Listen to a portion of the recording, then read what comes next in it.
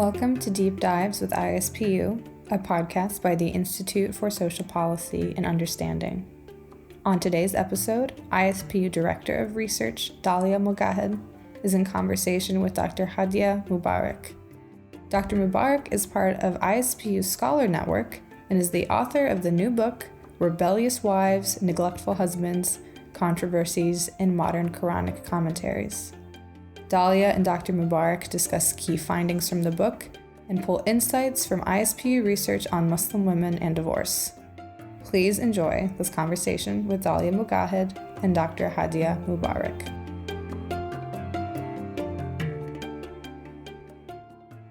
My name is Dalia Mogahed, and I'm the Director of Research at ISPU. On today's episode of Deep Dives with ISPU, I'm joined by Dr. Hadia Mubarak, Assistant Professor of Religion at Queen's University of Charlotte, for a conversation about some of the fascinating topics covered in her new book, Rebellious Wives, Neglectful Husbands, Controversies in Modern Qur'anic Commentaries.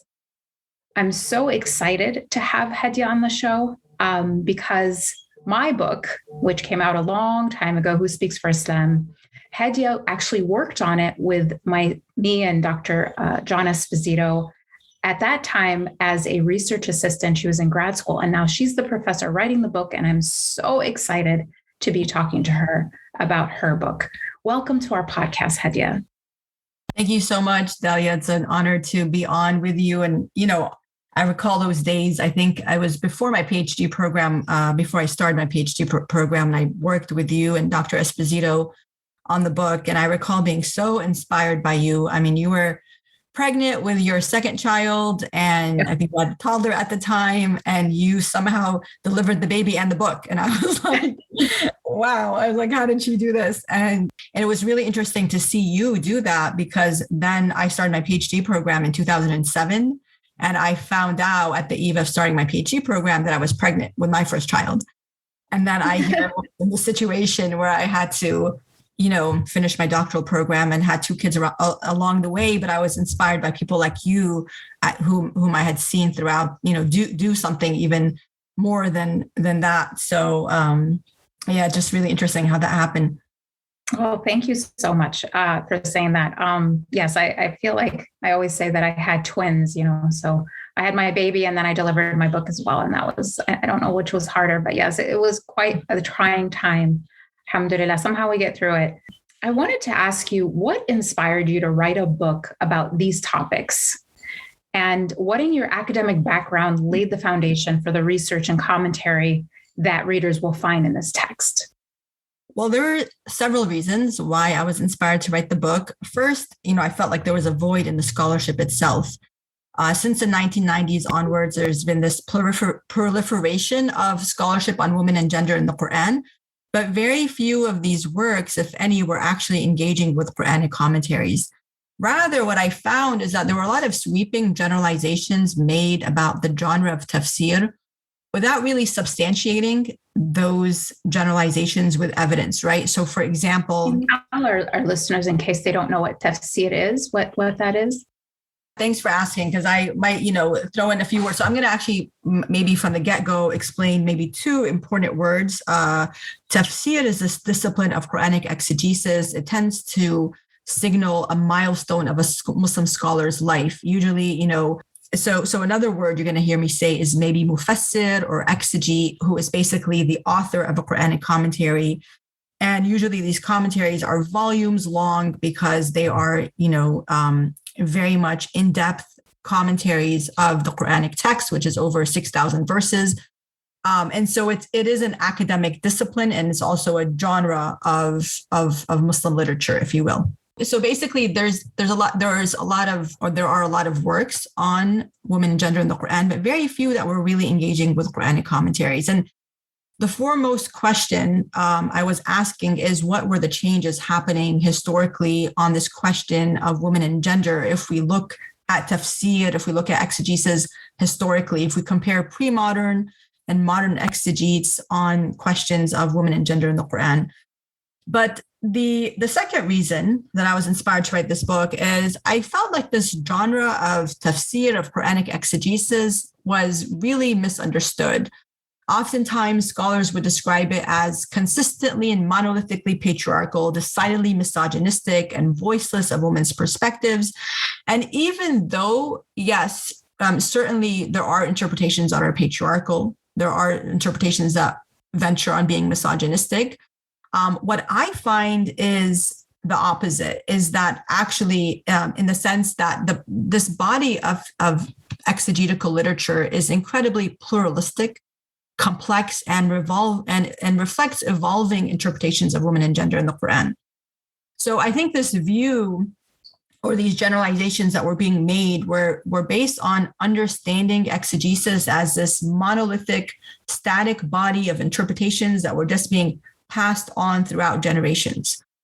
Whereas a more in-depth study, actually what we find is that there's a lot of pull and push. Scholars are establishing their interpretive authority while also pushing back sometimes against a dominant interpretation of a specific verse or word. And in fact, there are 4 verses I look at, so at least 4 examples I provide of a well-known scholar who maybe pushes back against a dominant interpretation of a verse, which, I'm hoping to talk about some of that today. And I also want to point out that this diversity is not just modern versus pre-modern, that even in the pre-modern classical tradition, we find this pluralism, and that is one of the things that I was hoping to uncover through this book. So your book focuses on tafsir, which, as you said, is the explanation of Quranic text, as well as women's studies, with a focus on this intersection and the topics of specifically neglectful husbands, rebellious wives, polygyny, and divorce. So honing in, kind of focusing in on some of your key findings, how might the general listener use this kind of research to inform their understanding of Muslim women as family members, as community leaders, and as citizens? If we recognize that tafsir, exegesis, Quranic exegesis is inherently pluralistic, I think what can be very empowering for Muslim women while they're engaging with both the Quran and then commentaries of the Quran is to recognize that one medieval exegete at a certain point in history, writing on the meaning of qawamun, for example, which is a word in verse 434 that I will not translate just yet because translating requires interpretation, right? But for Muslim women, let's say engaging the Quran, that to be able to recognize that that medieval mufassir or exegete does not have a monopoly over the meaning of that verse, that even if Muslim women are growing up in communities where they're hearing a certain interpretation, or for whatever reason, they've been maybe exposed to a more patriarchal interpretation of some of these verses, I think it would be empowering for them to realize that that is not the end-all, be-all, end-all interpretation out there, that there are many other interpretations from people who are also classically trained, considered authorities in this tradition. And maybe to go right into a controversial one, 434, for example, I would venture to say that maybe verse 434 has been considered one of the most controversial verses today on this question of women's status in the Quran or women's treatment in the Quran. And I think the reason for those who don't know what 434 is, can you just explain it briefly? I do want to say that it's sparked a lot of controversy and attention for good reason, right? For good reason. I don't want to seem to trivialize. I mean, in fact, I've been one of those people who've been writing about verse 434 for a while. And in fact, I think ISPU has 2 of my short articles on there in relation to some of the ISPU findings on domestic violence. But I think the focus on this verse on 434 has been due to this question of, does the Quran condone physically disciplining a wife, right? Mm-hmm. That is, and just to kind of go straight into perhaps one of the most controversial aspects. I just want to point out that there are some modern scholars who, for example, believe they are bringing forth a new kind of position on this verse, right? On verse 434, one of which would be Amina Wadud, for example, in her book on gender jihad, where she says that I just simply say no to a straightforward literal interpretation of this verse, right? And there was much made of that statement. What does saying no to a literal, straightforward interpretation of that verse actually mean? There were others, such as Khalid Abul Fadl, and a few names escape me, whose readings were posited as these progressive modern readings. But what I would argue is actually, if we look at the classical tradition carefully with charity, we would find that there were opinions from the 8th century that argued against a literal interpretation of this verse, right?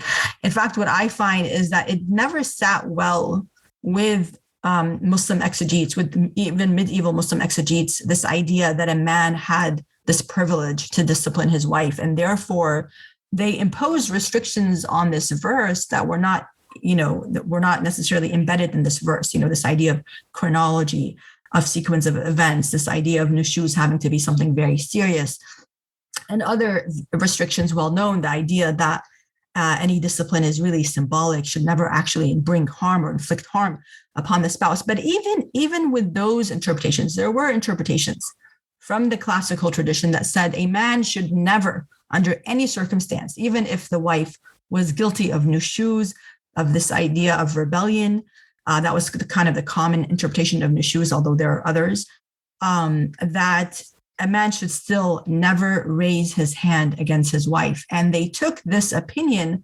from the Prophet's own example, peace be upon him. So to give you some examples of some scholars who took this position, for example, the Mufti of Mecca, the 8th century Mufti of Mecca, Ata ibn Abi Rabah, he argued, and he was a Tabi'i scholar, so he comes in the generation right after the companions. He argued that, yeah, exactly, right? And he's also saying no to a straightforward interpretation of this verse, in the sense of maybe no is not the right way to explain it, but that they had these complex tools of being able to, to understand these verses in ways that I think are a lot more complex and nuanced than the ways we might be understanding them today, which tends to be in a bit more literal fashion. So Ata ibn Abi Rabah said this was a karahiyya. This was a sign of disliking, of the distaste, this idea of karahiyya is basically a legal category in Islam. So you have actions that are prohibited, and then actions that are permissible, and then you have actions that are recommended, right? But karahiyya is this action that's disliked. It might not be prohibited, but it's disliked by God.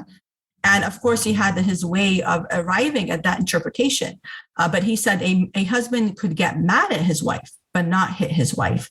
And a mufassir, a Quranic commentator who takes that opinion in his exegesis is the Andalusian scholar, I believe he was 11th century, if I'm not mistaken, Abu Bakr ibn al-Arabi. And he writes that this is from the depth of Ata''s understanding. And he also says in his commentary that a man could never discipline his wife or child without losing something of his own religion, something of his own spirituality. And I think that's something worth reflecting on, because to give permission to the nafs, if you will, the ego, to just unleash is in itself very much a violation of certain Quranic ethics.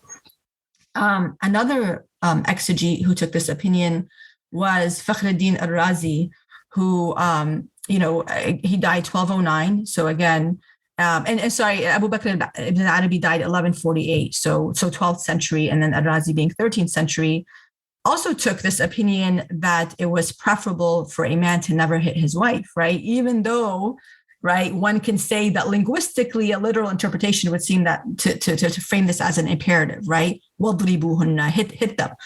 But yet, Fakhruddin al-Razi, who until today is considered a philological heavyweight in this genre, says no, right? That a man should never, it is preferable for him not to. And he based this on the opinion of Ash-Shafi'i, of none other than Ash-Shafi'i, again, who was also deriving this from the prophetic example and prophetic precedent when the Prophet says, لَنْ يَضْرِبَ خِيَارُكُمْ, the best of you will never hit. So I guess like a sort of I guess the main idea that I want to hone in on is that even though maybe as a community of Muslims in the United States and in the West, we are maybe being exposed or we've been exposed to certain dominant interpretations, I think it's valuable for us to recognize that, there are other opinions, and there's a sort of mercy in this diversity, because one opinion may settle well with my mother, but it might not settle well with me, right? Because we're a different generation, or it might settle well with my grandmother, but not settle well with, and the fact that, just as in Islamic law and jurisprudence, there are these different legal opinions that really, what we find historically, provided a lot of flexibility for women to navigate things like marriage and divorce. Similarly, in this genre of exegesis, Muslim women have, even when we go to the traditional text, I think a spectrum of interpretive choices to look at. I think that a lot of people don't even realize that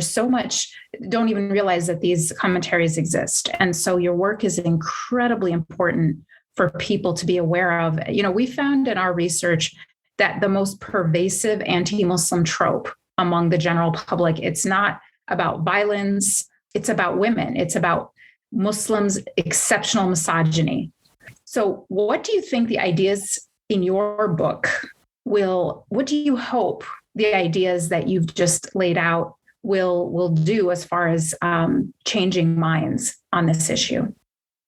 I think there are a couple of things. One important question that my book explores is this question of, where do patriarchal interpretations come from, right? Like what is the source of interpretive androcentrism, let's call it.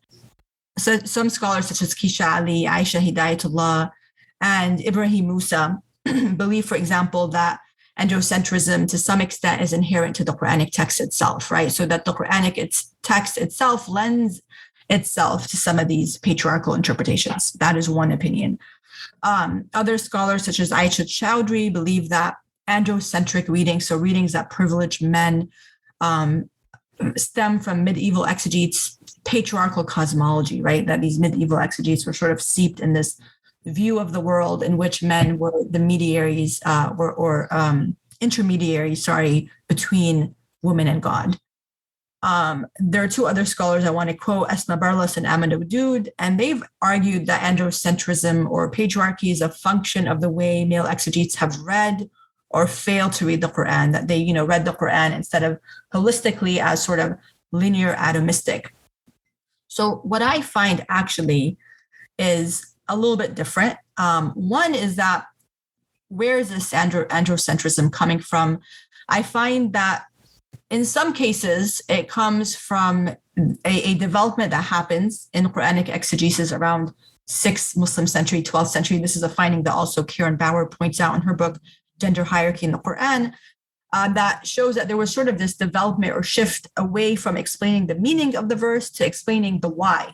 Like, why? So why are men qawwamun over women? Why are they, so qawwamun, just to kind of, has been interpreted in many ways. It's interpreted sometimes as sort of authority over women, but it's also been interpreted as a responsibility for women, financial responsibility, et cetera. And you can find actually a pretty wide spectrum of interpretations of how this word qawwamun was being interpreted. A lot of medieval exegetes believed it gave men some sort of level of authority or to be obeyed, specifically to be obeyed by the wife.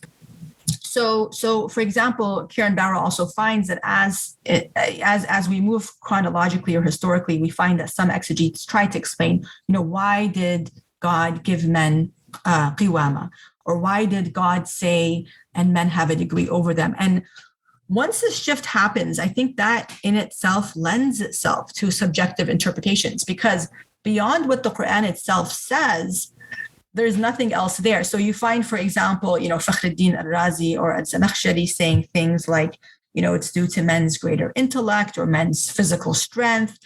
Even with this idea of men's degree, you find a interesting interpretation that was deemed to be kind of an aberration of, well, it's men were given beards and women were not given beards, or men are chivalrous and they can ride horses, and all of these things, right? Which are really quite subjective and embedded in commentators' historical and sociocultural realities. I mean, that's what they were seeing, yeah, right? They were in this time, the Mamluk period, they were probably primarily engaging with other male scholars, although we know there were female scholars as well throughout Muslim history.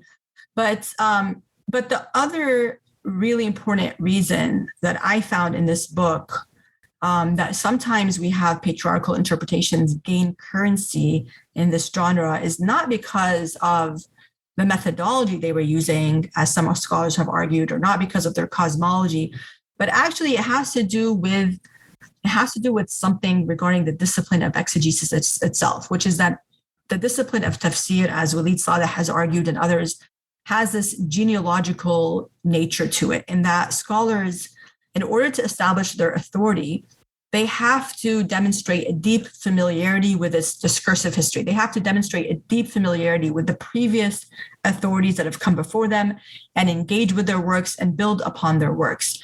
And so what happens, what I found is, in doing so, because this is the nature of the genre, it somehow inadvertently perpetuates certain patriarchal arguments. I'm going to give you an example here.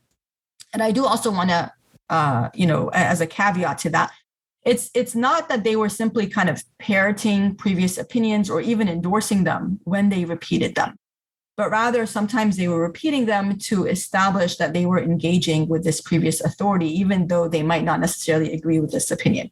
So that's something I think important to bear in mind.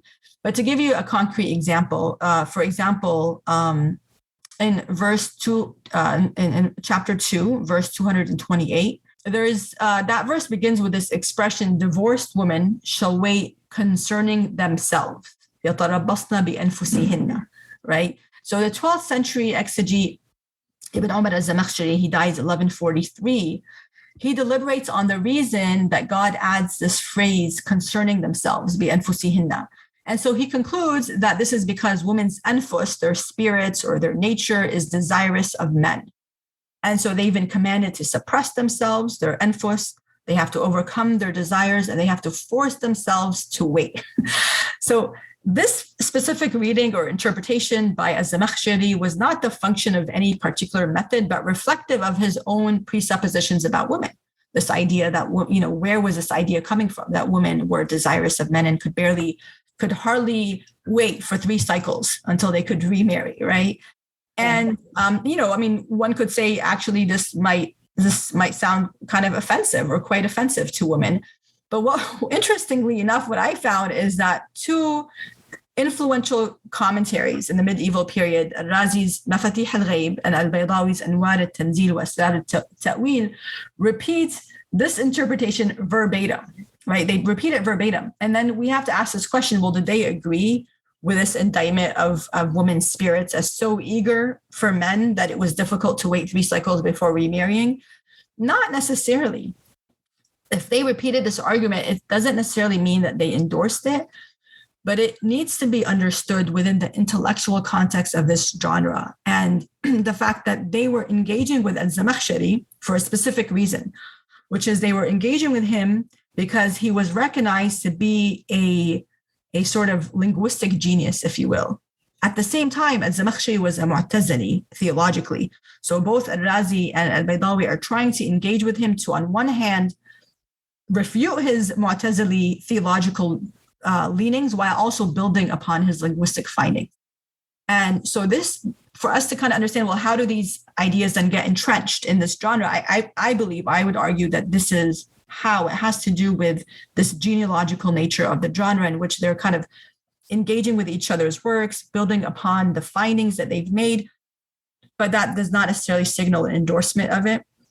And we find this up until the modern period. So up until the modern period, you have exegetes citing this opinion. For example, this opinion was very much critiqued by a modern mufassir, Muhammad Abdo, and his disciple, Rashid Rida. It was actually quite interesting that he hones in on this specific opinion by Az-Zamakhshari of women's nature as being desirous of men, and says, that this is actually quite oppressive to women because it's usually men who desire women, not the other way around.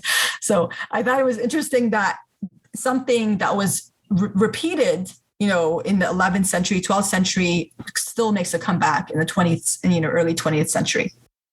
You spend time talking about divorce, and it's such an important topic.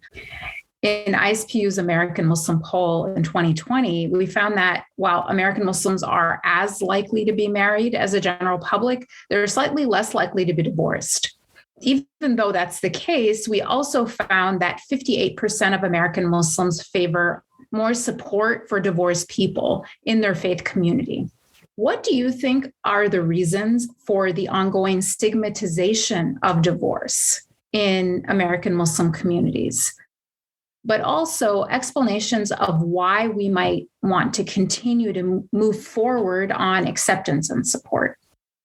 The stigmatization of divorce, I think I would like to look at it through a particular interpretation of a verse, through the lens of a verse that may shed some light on this question, which is verse 4:128. So chapter 4, verse 128, which speaks of the nushuz of men. So this verse really stands as a parallel to the previous verse we spoke about, verse 434. So what is the nushuz of women, nushuz of men? Medieval exegetes primarily interpreted this word in gendered ways, in the sense that even though God in the Quran is using the same word to describe a condition that women were guilty of in some cases, and then or wives were guilty of in some cases, and then husbands were guilty of in other cases, what we find is exegetes actually interpreted this word differently for women. They said this was a kind of disobedience, being rebellious, if you will, for the most part, right? There are some exceptions to this. Also, for men's nushuz, they basically saw this as some form of cruelty or disinterest, that he was sort of no longer, interested in his wife, perhaps maybe not interested sexually in his wife. And the reason I want to talk about this verse 4:128 is maybe it can kind of help shed some light on why they viewed marriage as a superior alternative to divorce, even marriage to a man who is no longer interested in his wife, right? So what does the Quran say in regards as a remedy for men's nushuz if a husband is guilty of nushuz? Well, 4:128 says if a woman fears nushuz, Khattab translates this word as indifference or neglect from her husband, there is no blame on them if they seek fair settlement, which is best. And then it continues on to say humans are ever inclined to selfishness, but if you are gracious and mindful of God, surely God is all aware of what you do.